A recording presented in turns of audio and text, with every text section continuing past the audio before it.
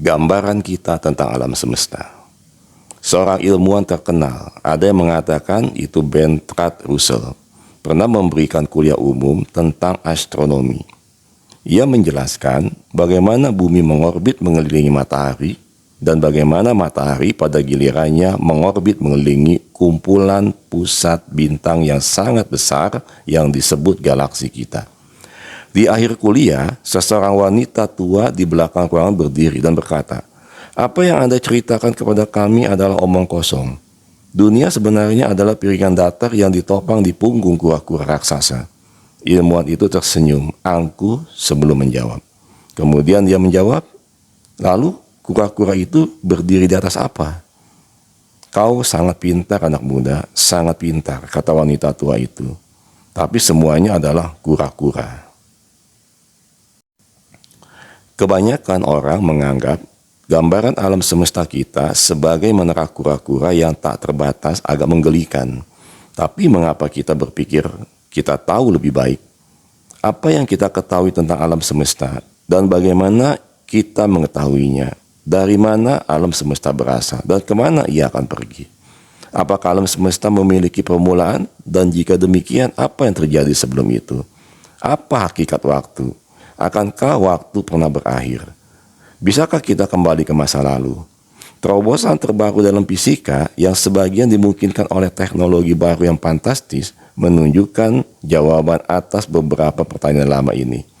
Suatu hari nanti, jawaban-jawaban ini mungkin tampak sejelas bumi mengorbit matahari, atau mungkin segelikah menara kura-kura. Hanya waktu yang akan menjawabnya.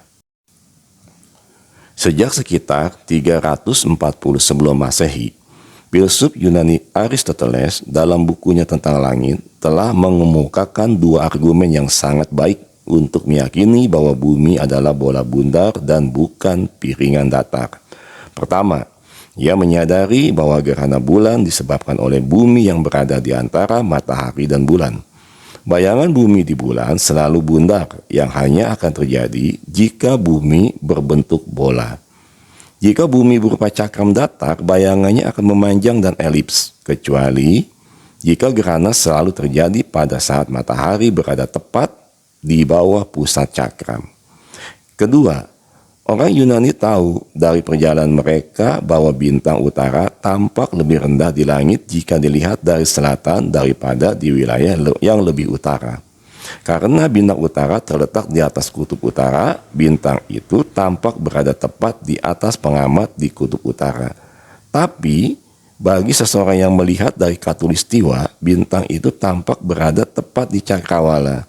Dari perbedaan posisi tampak bintang utara di Mesir dan Yunani, Aristoteles bahkan mengutip perkiraan bahwa jarak keliling bumi adalah 400.000 stadia.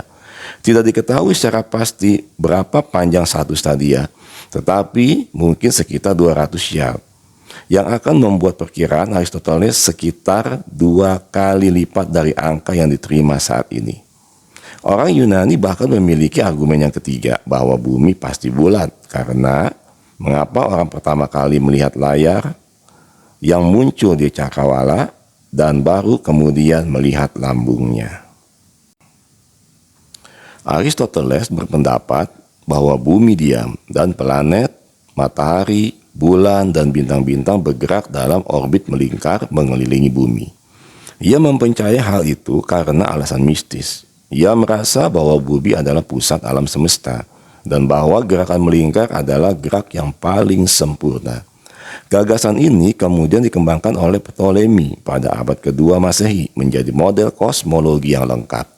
Bumi berada di pusat, dikelilingi oleh 8 bola yang membawa bulan, matahari, bintang-bintang, dan 5 planet yang dikenal pada saat itu: Merkurius, Venus, Mars, Jupiter, dan Saturnus. Model Ptolemy menyediakan sistem yang cukup akurat untuk memprediksi posisi benda-benda langit di angkasa. Namun, untuk memprediksi posisi itu dengan benar, Ptolemy harus membuat asumsi bahwa bulan mengikuti jalur yang terkadang membawanya 2 kali lebih dekat ke bumi daripada di waktu yang lain. Dan ini berarti bahwa bulan terkadang seharusnya tampak 2 kali lebih besar daripada di waktu yang lain. Ptolemy menyadari kekurangan ini, tetapi meskipun demikian modelnya umumnya tidak universal, tidak diterima. Model ini diadop oleh gereja Kristen sebagai gambaran alam semesta yang sesuai dengan kitab suci. Karena memiliki keuntungan besar, yaitu menyisakan banyak ruang di luar lingkup bintang-bintang tetap untuk surga dan neraka. Namun, model yang lebih sederhana diajukan pada tahun 1514 oleh seorang pendeta Polandia bernama Nikolaus Kopernikus.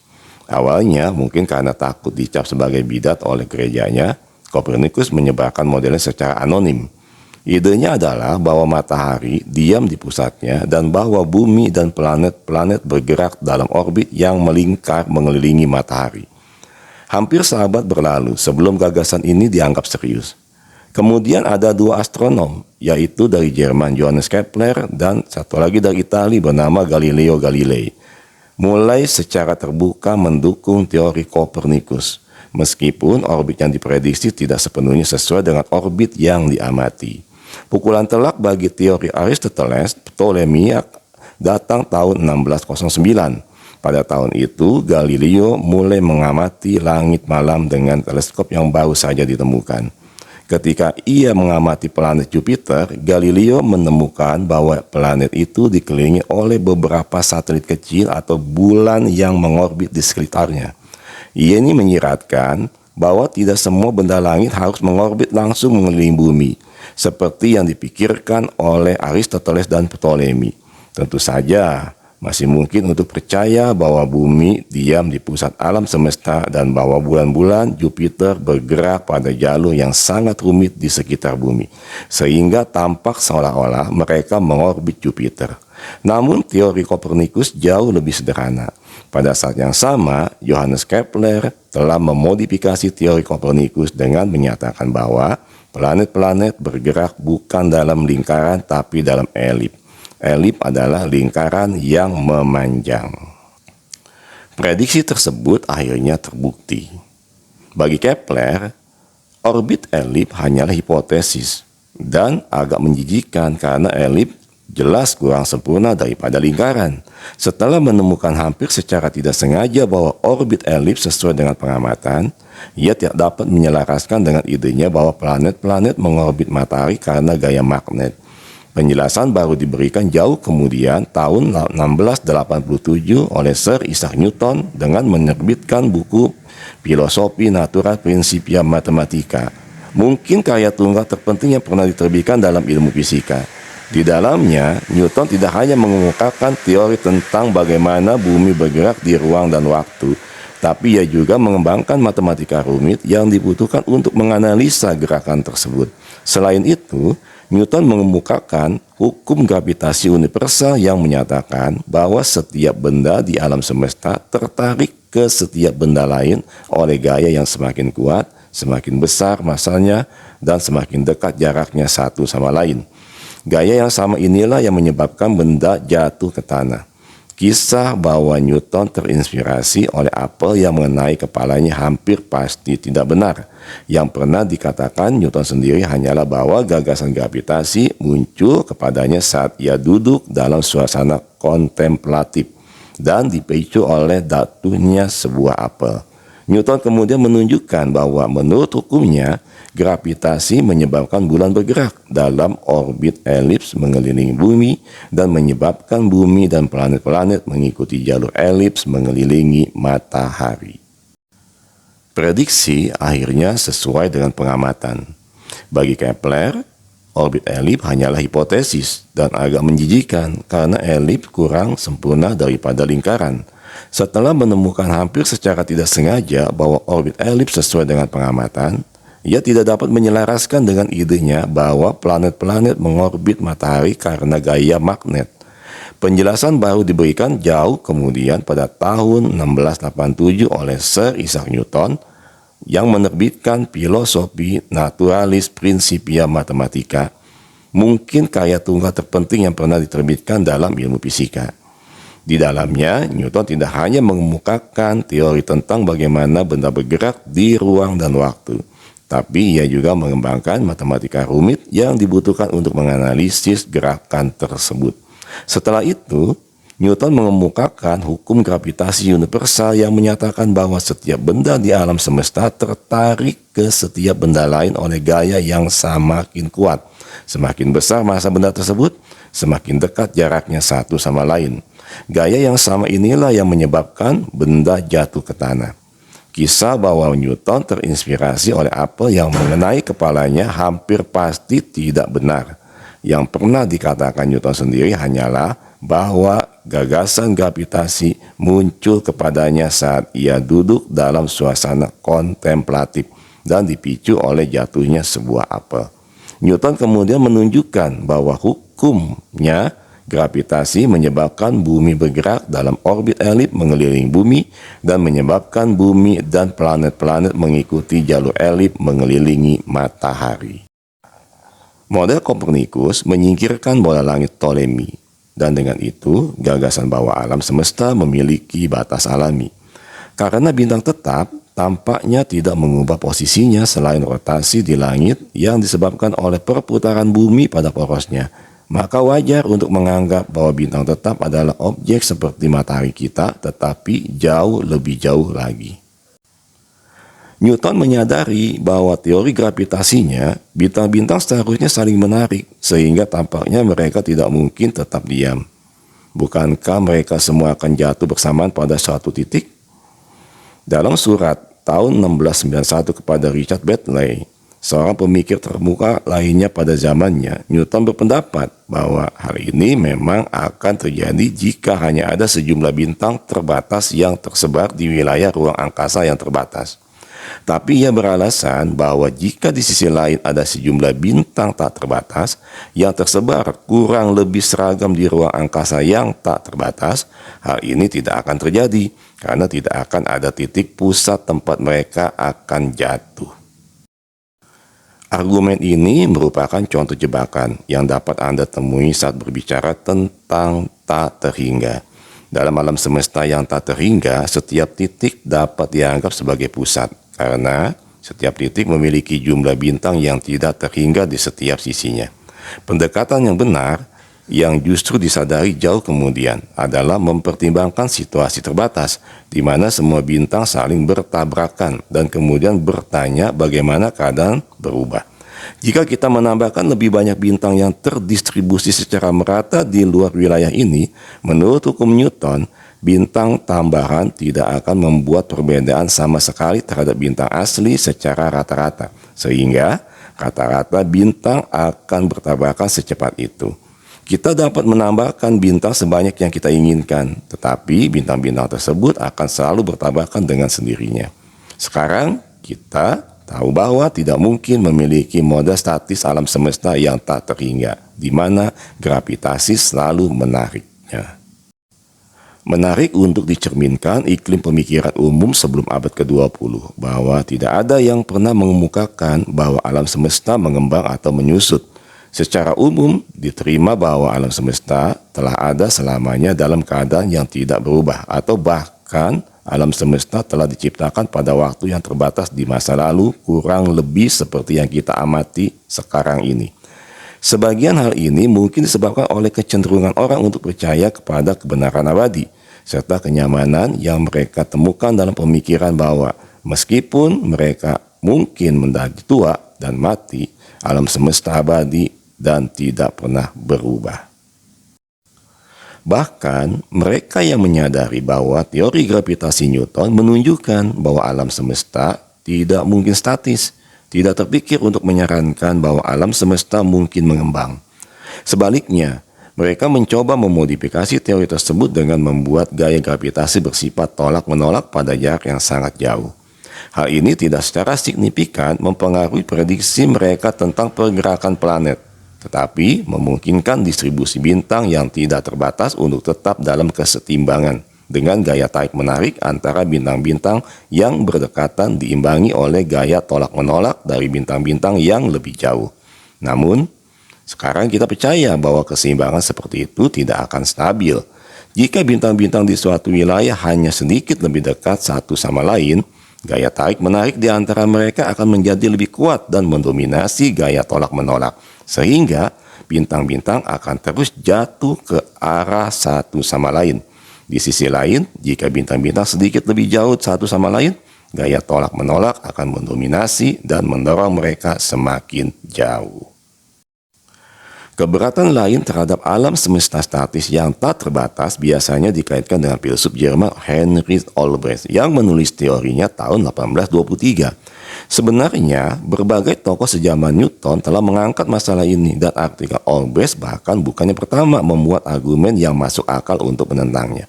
Namun, artikel tersebut adalah yang pertama kali diperhatikan secara luas. Kesulitannya adalah bahwa dalam alam semesta statis tak terbatas, hampir setiap garis pandang akan berakhir di permukaan bintang. Dengan demikian, orang akan mengharapkan bahwa seluruh langit akan seterang matahari, bahkan ketika di malam hari. Argumen balasan Olbrecht bahwa cahaya dari bintang-bintang yang jauh akan diredupkan oleh penyerapan oleh materi yang berada di antaranya. Namun, jika itu terjadi, materi yang berada di antaranya pada akhirnya akan memanas hingga bersinar seterang bintang. Satu-satunya cara untuk menghindari kesimpulan bahwa seluruh langit malam harus seterang permukaan matahari adalah dengan mengasumsikan bahwa bintang-bintang tidak bersinar selamanya, tetapi menyala pada waktu tertentu di masa lalu. Dalam hal ini, materi penyerap mungkin belum memanas atau cahaya dari bintang-bintang yang jauh mungkin belum sampai ke kita. Dan itu membawa kita pada pertanyaan tentang apa yang menyebabkan bintang-bintang itu menyala sejak awal. Awal mula alam semesta tentu saja telah dibahas jauh sebelum ini. Menurut sejumlah kosmologi awal dan tradisi Yahudi, Kristen, dan Muslim, alam semesta dimulai pada waktu yang terbatas dan tidak terlalu jauh di masa lalu. Salah satu argumen untuk menunjukkan permulaan seperti ini adalah perasaan bahwa perlu adanya penyebab pertama untuk menjelaskan keberadaan alam semesta. Di dalam alam semesta, Anda selalu menjelaskan suatu peristiwa sebagai akibat dari peristiwa sebelumnya. Tetapi keberadaan alam semesta itu sendiri hanya dapat dijelaskan dengan cara ini jika Anda memiliki permulaan. Argumen lain dikemukakan oleh Santo Agustinus dalam buku Kota Tuhan. Ia menunjukkan bahwa peradaban terus berkembang dan kita mengingat siapa yang melakukan perbuatan itu atau mengembangkan teknik itu. Dengan demikian, manusia dan mungkin juga alam semesta tidak mungkin akan hidup selamanya. Santo Agustinus menerima tanggal sekitar 5000 sebelum Masehi, penciptaan alam semesta menurut kitab Kejadian. Menariknya, ini tidak terlalu jauh dari akhir zaman es berakhir sekitar 10.000 sebelum Masehi yang menurut para arkeolog merupakan awal mula peradaban. Di sisi lain, Aristoteles sebagai filsuf besar Yunani lainnya tidak menyukai gagasan penciptaan karena terlalu berbau campur tangan Tuhan. Oleh karena itu, ia percaya bahwa umat manusia dan dunia sekitarnya telah ada dan akan ada selamanya. Orang-orang kuno telah mempertimbangkan argumen tentang kemajuan yang dijelaskan di atas dan menjawabnya dengan mengatakan bahwa telah terjadi banjir berkala atau bencana lain yang berulang kali, mengembalikan umat manusia ke awal peradaban. Pertanyaan tentang apakah alam semesta memiliki permulaan dalam waktu dan apakah alam semesta terbatas dalam ruang kemudian diteliti secara ekstensif oleh Immanuel Kant dalam karyanya yang monumental dan sangat samar, Kritik Akal Murni, yang diterbitkan tahun 1781. Ia menyebutkan pertanyaan-pertanyaan ini sebagai antinomi, yaitu kontradiksi akal murni, karena ia merasa bahwa ada argumen yang sama kuatnya untuk mempercayai tesis bahwa alam semesta memiliki permulaan dan antitesisnya bahwa alam semesta telah ada selamanya. Argumennya untuk tesis adalah bahwa jika alam semesta tidak memiliki permulaan, akan ada periode waktu yang tidak terbatas sebelum peristiwa apapun, yang menurutnya absurd. Argumen untuk antitesis adalah bahwa jika alam semesta memiliki permulaan, akan ada periode waktu yang tak terbatas sebelum itu. Jadi, mengapa alam semesta harus dimulai pada satu waktu tertentu? Bahkan, argumennya untuk tesis dan antitesis sebenarnya adalah argumen yang sama. Keduanya didasari pada asumsi yang tidak diucapkan bahwa waktu terus berlanjut selamanya, terlepas dari apakah alam semesta telah ada selamanya atau tidak. Seperti yang akan kita lihat, konsep waktu tidak memiliki makna sebelum permulaan alam semesta. Hal ini pertama kali dikemukakan oleh Santo Agustinus ketika ditanya apakah yang Tuhan lakukan sebelum dia menciptakan alam semesta. Agustinus tidak menjawab. Dia sedang mempersiapkan neraka bagi orang-orang yang mengajukan pertanyaan seperti itu. Sebaliknya, ia mengatakan bahwa waktu adalah sifat dari alam semesta yang diciptakan Tuhan, dan bahwa waktu tidak ada sebelum awal alam semesta dengan. Ketika sebagian besar orang percaya pada alam semesta yang pada dasarnya statis dan tidak berubah, pertanyaan tentang apakah alam semesta memiliki permulaan atau tidak sebenarnya merupakan pertanyaan metafisis atau teologi. Apa yang diamati dapat dijelaskan dengan sama baiknya berdasarkan teori bahwa alam semesta telah ada selamanya atau berdasarkan teori bahwa alam semesta mulai bergerak pada satu titik tertentu yang terbatas. Saya melihatnya sedemikian rupa sehingga tampak seolah-olah telah ada selamanya. Tetapi tahun 1929, Edwin Hubble membuat pengamatan penting bahwa kemanapun Anda melihatnya, galaksi-galaksi yang jauh bergerak menjauhi dari kita dengan kecepatan. Dengan kata lain, alam semesta sedang mengembang. Ini berarti bahwa pada masa-masa sebelumnya, objek-objek akan lebih dekat satu sama lain. Bahkan tampaknya ada suatu waktu, sekitar 10 atau 20 miliar tahun yang lalu, ketika semuanya berada di tempat yang sama persis, dan oleh karena itu, kepadatan alam semesta tak terbatas. Penemuan ini akhirnya membawa pertanyaan tentang awal mula dari alam semesta. Pengamatan Hubble menunjukkan bahwa ada suatu masa yang disebut dentuman besar atau Big Bang, ketika alam semesta sangat kecil dan sangat padat. Dalam kondisi seperti itu, semua hukum sains dan karenanya semua kemampuan untuk memprediksi masa depan akan runtuh. Jika ada peristiwa yang terjadi sebelum masa itu, maka peristiwa tersebut tidak dapat mempengaruhi apa yang terjadi saat ini. Keberadaannya dapat diabaikan karena tidak akan memiliki konsekuensi pengamatan. Dapat dikatakan bahwa waktu memiliki permulaan pada dentuman besar, dalam arti bahwa waktu-waktu sebelumnya tidak akan terdefinisi. Perlu ditekankan bahwa permulaan waktu itu sangat berbeda dari apa yang dipertimbangkan sebelumnya. Dalam alam semesta yang tidak berubah, semua permulaan waktu adalah sesuatu yang harus dipaksakan oleh makhluk di luar alam semesta. Tidak ada kebutuhan fisik untuk permulaan. Kita dapat membayangkan bahwa Tuhan menciptakan alam semesta pada waktu kapanpun di masa lalu. Di sisi lain, jika alam semesta mengembang, mungkin ada alasan fisik mengapa harus ada permulaan. Kita masih bisa membayangkan bahwa Tuhan menciptakan alam semesta pada saat terjadinya dentuman besar, atau bahkan setelahnya dengan cara sedemikian rupa sehingga tampak seolah-olah telah terjadi dentuman besar. Tetapi akan menjadi tidak berarti untuk menganggap bahwa alam semesta diciptakan sebelum dentuman besar. Alam semesta yang mengembang tidak meniadakan kemungkinan adanya pencipta, tapi hal ini membatasi kapan dia mungkin telah melaksanakan tugasnya. Untuk membicarakan hakikat alam semesta dan membahas pertanyaan-pertanyaan seperti apakah alam semesta memiliki awal atau akhir, Anda harus memahami dengan jelas apa itu teori ilmiah. Saya akan mengambil pandangan sederhana bahwa teori hanyalah model alam semesta atau bagian terbatas darinya, dan seperangkat aturan yang menghubungkan besaran dalam model dengan pengamatan yang kita lakukan. Teori hanya ada dalam pikiran kita dan tidak memiliki realitas lain, apapun artinya. Sebuah teori adalah teori yang baik jika memenuhi dua persyaratan. Teori tersebut harus secara akurat menggambarkan sejumlah besar pengamatan berdasarkan model yang hanya berisi beberapa elemen arbitrer. Dan teori tersebut harus membuat prediksi pasti tentang pengamatan di masa mendatang. Misalnya, Aristoteles mempercayai teori Empedokles bahwa segala sesuatu terbuat dari 4 unsur, yaitu tanah, udara, api, dan air.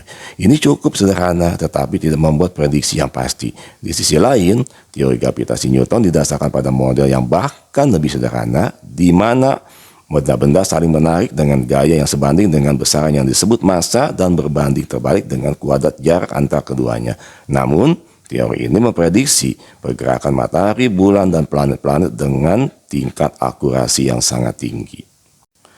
Setiap teori fisika selalu bersifat sementara, dalam arti bahwa itu hanyalah sebuah hipotesis. Anda tidak pernah dapat membuktikannya. Tidak peduli berapa hasil kali eksperimen sesuai dengan suatu teori. Anda tidak pernah dapat yakin bahwa hasil berikutnya hasilnya tidak akan bertentangan dengan teori tersebut. Di sisi lain, Anda dapat membuktikan suatu teori salah dengan menemukan bahwa satu pengamatan tidak sesuai dengan prediksi teori tersebut, seperti yang ditekankan oleh filsuf ilmu pengetahuan Karl Popper.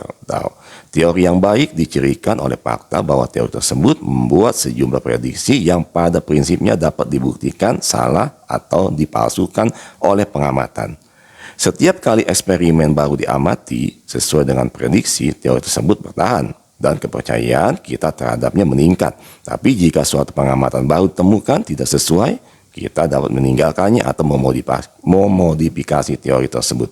Setidaknya itulah yang seharusnya terjadi. Tetapi Anda selalu dapat mempertanyakan kompetensi orang yang melakukan pengamatan tersebut. Dalam praktiknya, yang sering terjadi adalah teori baru dirumuskan yang sebenarnya merupakan perluasan dari teori sebelumnya. Sebagai contoh, pengamatan yang sangat akurat terhadap planet Merkurius mengungkapkan perbedaan kecil antara gerakan dan perilaku teori gravitasi Newton.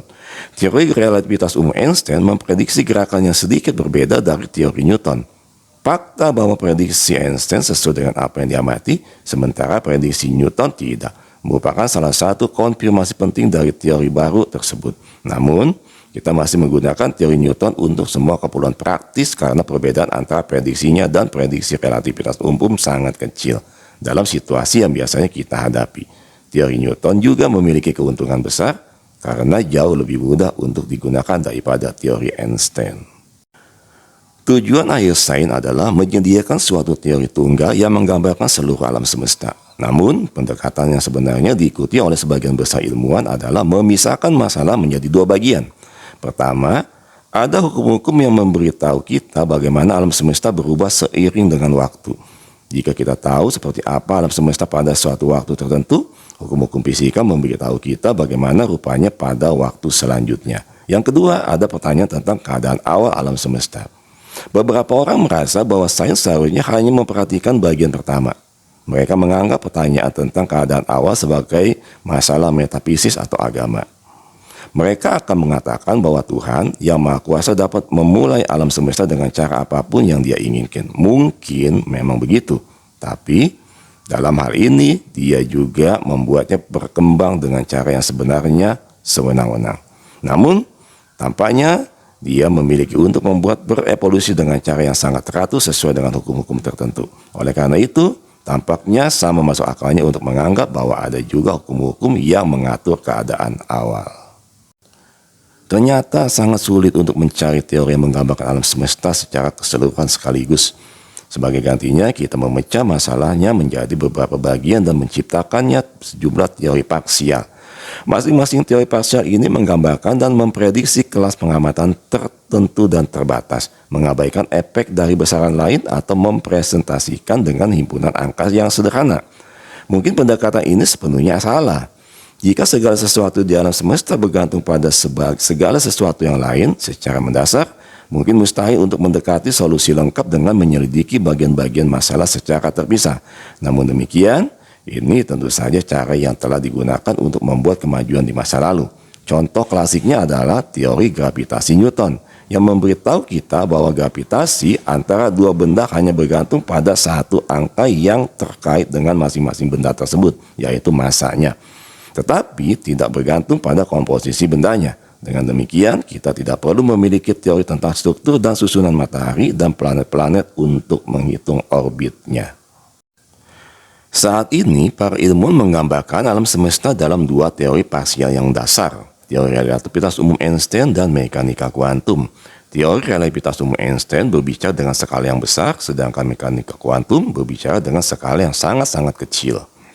Kedua teori ini diketahui tidak konsisten satu sama lain, keduanya tidak mungkin benar. Salah satu upaya utama dalam fisika saat ini, dan tema utama buku ini adalah mencari teori baru yang menggabungkan keduanya. Teori kuantum gravitasi. Kita belum memiliki teori seperti itu dan mungkin masih jauh dari memilikinya. Tapi kita sudah mengetahui banyak sifat yang harus dimilikinya. Dan kita akan melihat di bab selanjutnya bahwa kita sudah cukup banyak mengetahui tentang prediksi yang harus dibuat oleh teori gravitasi kuantum. Sekarang, jika Anda percaya bahwa alam semesta bukanlah sesuatu yang sembarangan, tentu diatur oleh hukum-hukum tertentu. Pada akhirnya, Anda harus menggabungkan teori-teori parsial menjadi suatu teori terpadu yang lengkap yang akan menjelaskan segala sesuatu di alam semesta. Tapi, ada paradok mendasar dalam pencarian teori terpadu yang sangat lengkap tersebut. Gagasan tentang teori-teori ilmiah yang diuraikan di atas mengasumsikan bahwa kita adalah makhluk rasional yang bebas mengamati alam semesta sesuai keinginan kita dan menarik kesimpulan logis dari apa yang kita lihat.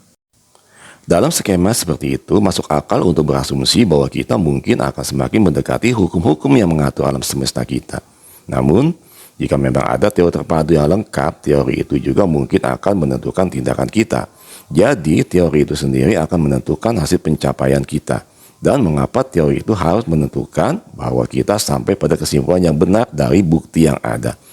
Bukankah teori itu juga bisa menentukan bahwa kita menarik kesimpulan yang salah atau bahkan tidak menarik kesimpulan sama sekali? Satu-satunya jawaban yang dapat diberikan untuk masalah ini didasarkan pada prinsip seleksi awan Darwin. Idenya adalah bahwa dalam populasi organisme yang bereproduksi sendiri akan ada variasi dalam materi genetik dan pola pengasuhan yang dimiliki oleh individu yang berbeda. Perbedaan ini berarti bahwa beberapa individu lebih mampu daripada yang lain untuk menarik kesimpulan yang tepat tentang dunia di sekitar mereka dan bertindak sesuai dengan itu. Individu-individu ini akan mampu untuk bertahan hidup dan bereproduksi sehingga pola perilaku dan pemikiran mereka akan mendominasi. Memang benar di masa lalu ada yang kita sebut kecerdasan dan penemuan ilmiah telah memberikan begitu banyak keuntungan dalam bertahan hidup. Tidak begitu jelas apakah hal ini masih berlaku. Penemuan ilmiah kita mungkin akan menghancurkan kita semua. Dan bahkan jika tidak, teori terpadu yang lengkap mungkin tidak pernah banyak berpengaruh pada peluang kita untuk bertahan hidup. Namun, dengan asumsi alam semesta telah berevolusi secara teratur, kita dapat mengharapkan bahwa kemampuan penalaran yang telah diberikan seleksi alam kepada kita juga akan berlaku dalam pencarian kita akan teori terpadu yang lengkap. Dan dengan demikian, tidak akan membawa kita pada kesimpulan yang salah.